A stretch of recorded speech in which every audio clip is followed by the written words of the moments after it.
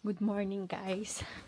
Ngayon pala is Sunday sa amin. Alas 10 na ng umaga. Dito kami sa labas at magtatrabaho tayo ngayon sa garden. But before that, bisitahin muna natin yung isinidling natin na mga plant. Yan oh.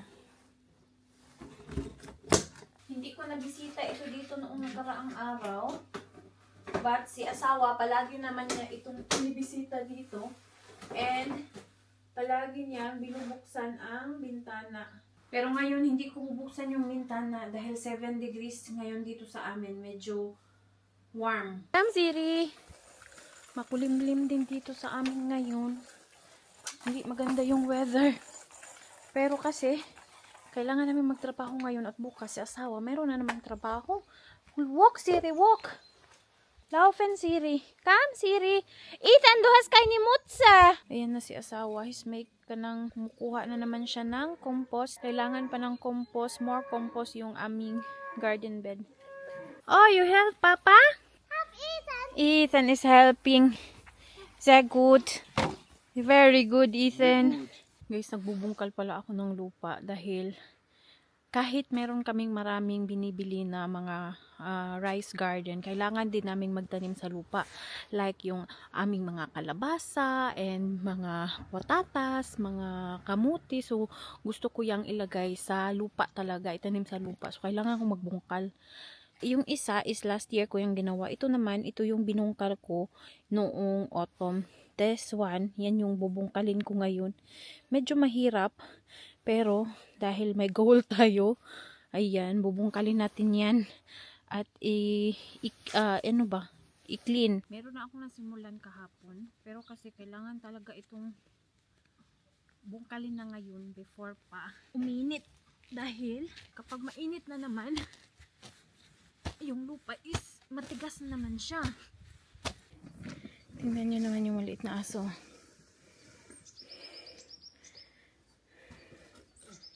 So viel Arbeit. Oh, danke schön. Das Mama geholfen.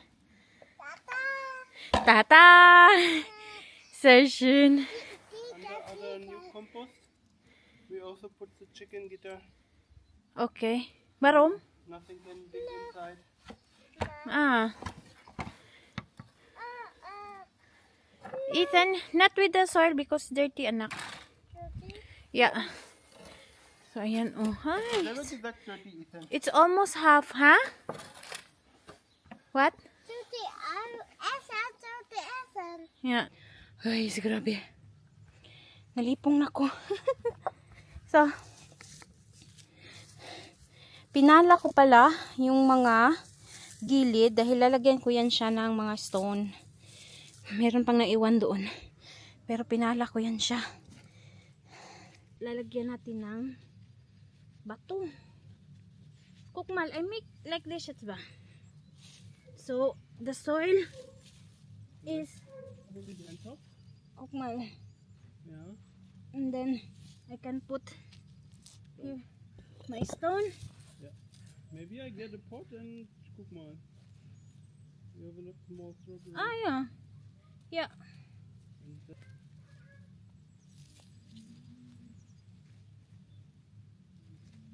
Yan pala, pinatayo ko yung aking stone. Pero kulang na kulang pa talaga yan siya. So, makabait. Ha? Arm hurting from yesterday. Oh. Papa is so good in making anak.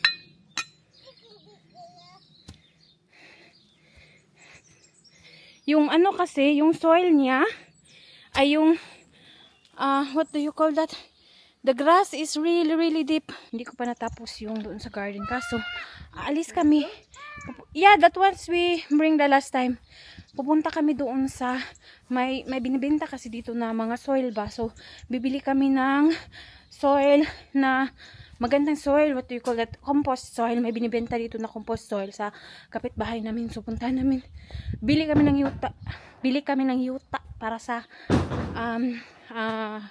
raised bed namin dahil sa taas nun kailangan na ng mas maganda pang lupa. So yan, gagamitin namin ang anhenga dahil maraming lupa ang bibilihin natin ngayon. For fish, Ethan! So, dito pala kami bibili ng lupa.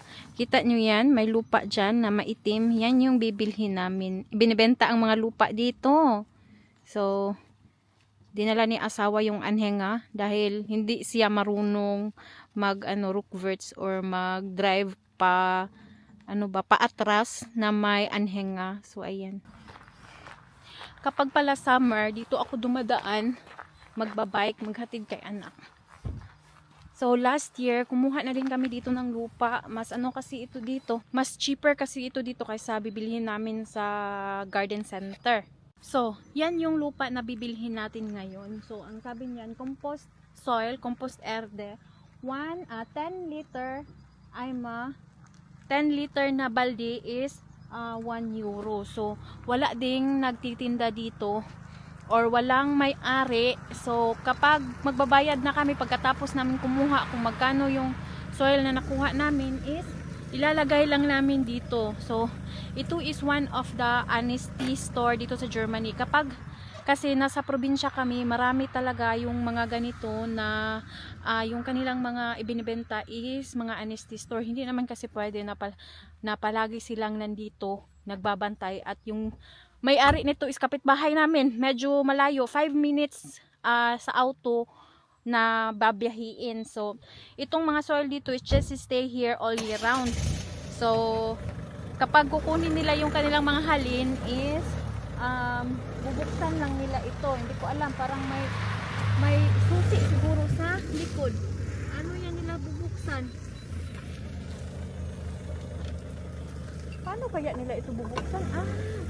May dito sa baba, dito parang dito sa baba may susi nga dito sa baba.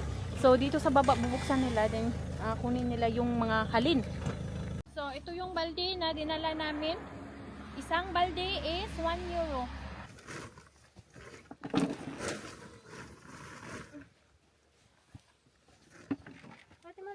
Vertical Ethan. We need to make it fall. Papa. Hello. It's not share. Ethan, share, Papa.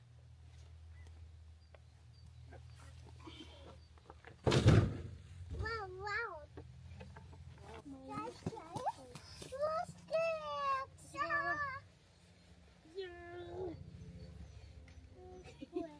Look Here, Ethan, is so weit weg. Dito din nilalagay ng farmer yung mga kahoy para ma-decompose na yan siya next year. And gagawin din nilang compost soil na din. Oh, Papa. So angroso buko, Papa. Hindi ba na? Because you're so small and sometimes you will fall. You need to be careful. Blow. On 14. Guys, yung nakikita nyo pala na bukid dyan, yung forest dyan ako kumukuha ng mushroom last year. Pakadaming mushroom dyan. Kita nyo yan, may mga bahay-bahay dyan. Sa medyo baba niyan, dyan kami nakatira last year, doon sa apartment. 1 year lang kami nakatira doon, and after 1 year is lumipat na kami. Yung aking kamay, lumipat na kami. Mga 5 minutes away lang din. Lumipat na kami dahil nakabili kami ng sariling bahay. Ibang-iba talaga yung sa apartment ka nakatira kaysa meron kang sariling bahay.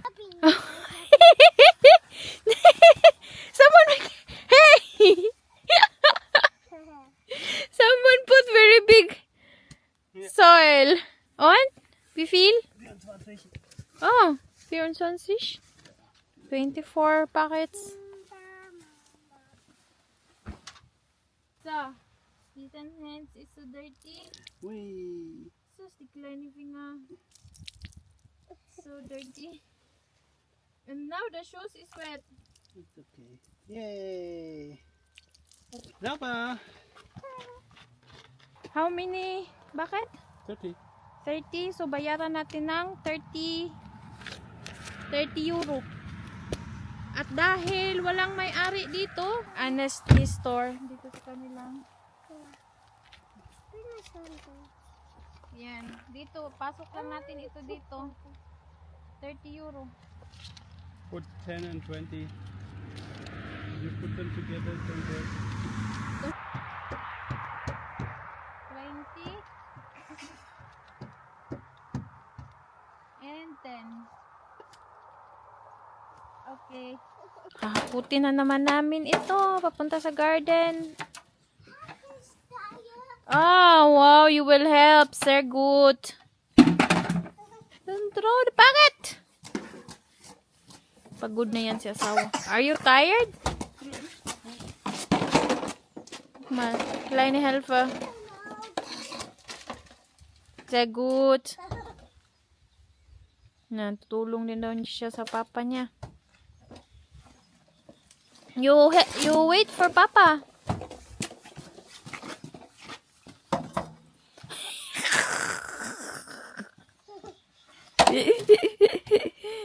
So I'm sure kailangan pa namin ng maraming soil dito.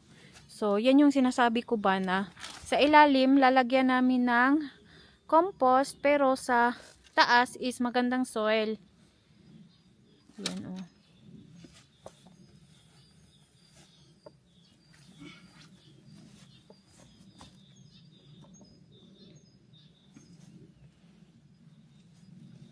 Did you say first compost and soil? Yeah. Warum? Muchas gracias.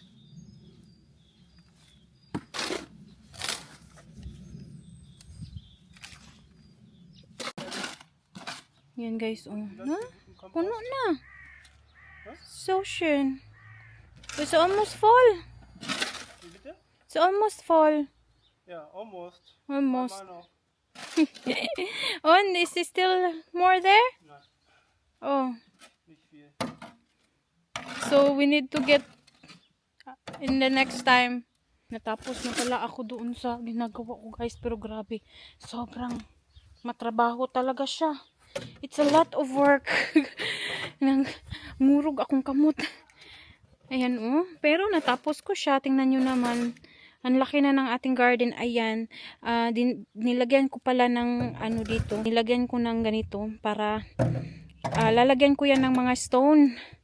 Para may daanan ako ba. Hindi naman pwede na diretso-diretso lang yan sa lahat. Wala tayong daanan kapag magtatanim tayo dyan. At gagawin natin yung lupa. So, kailangan ko pa ng mga stone dyan para daanan natin. So, pero ayan, natapos ko na siya. Ang dami na nating pagtaniman next time.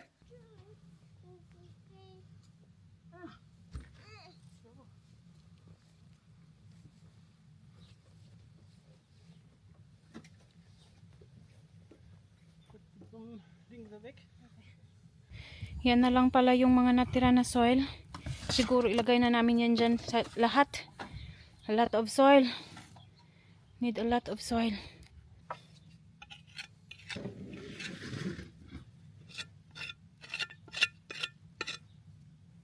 Lalagay ko din pala itong mga tools sa loob. Garden tools dahil hindi na naman ako magtatrabaho mamaya. Tapos na yung trabaho ko dito. Pagod na ako. Tama na to. Yeah. Lot of tools. Hello everyone, good morning. Ngayon pala is Martes and alas 10 na ngayon ng umaga dito sa amin, dito sa Germany. And ako lang pala mag-isa dito sa bahay ngayon dahil si Ethan, ihatid ko na ng maaga kanina sa kindergarten. Tapos si asawa, maaga din sa trabaho. Nagluluto pala ako ng sardinas with sotanghon. Tapos nilagyan ko siya ng pechay na hinarvest ko galing sa aking garden. So, noong nakaraang taon, i-freeze ko siya at nilagay ko sa freezer. So, binlunch ko, then nilagay sa freezer para ma-preserve dahil napakadami kong natanim na mga pechay noong nakaraang taon. So, ngayon, kapag nagluluto ako is nilalagay ko na lang dito. So, hindi ko na kailangan bumili. Hindi ko na kailangan mag-harvest. Dito kasi is walang mga petchay. Merong mga pak choy, pero iba talaga yung ating Filipino petchay.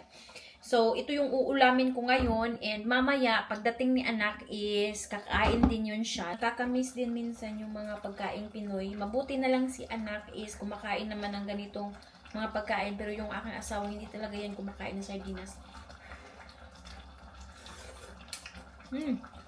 Sarap. Kulang pa ng lagyan pa natin ng more tubig. Gusto ko ng maraming sabaw. Tapos lagyan natin ng more asin.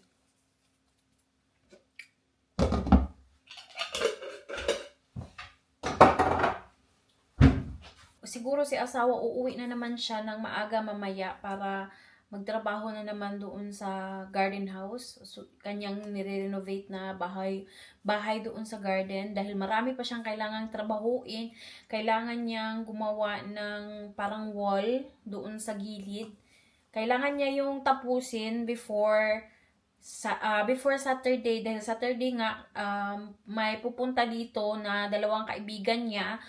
So tutulong sa kanya para gawin yung bubong at saka yung mga walls. So, bago mag-Saturday, kailangan niya yung tapusin. Napakadami niyang kailangan trabaho. Hindi ko alam kung matatapos ba niya. Luto na ito. Meron pala akong maliit na bahaw. Ito lang bahaw muna yung aking kainin. Sayang naman pag hindi ito makain. So, yan. Nakakamiss ba ganito sa atin galing sa uma, tapos ganito yung ulam. Napakainit galing sa uma, tapos ganito yung usually na ulam. Ano ba yan? Uy, hindi ko natatanggal yung noodles.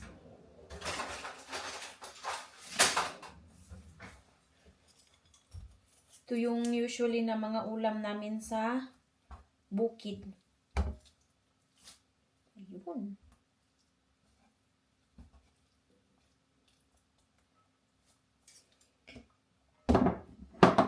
Tamang-tama kapag sobrang kapoy na sa trabaho ba. Ito yung ulam namin. Dito lang muna tayo kakain. Hindi na ako pupunta sa lamisa namin dahil ako lang man mag-isa. Kapag ako lang mag-isa dito na lang ako kakain sa kusina. Wala. Doon pa kasi sa likod yung aming dining room.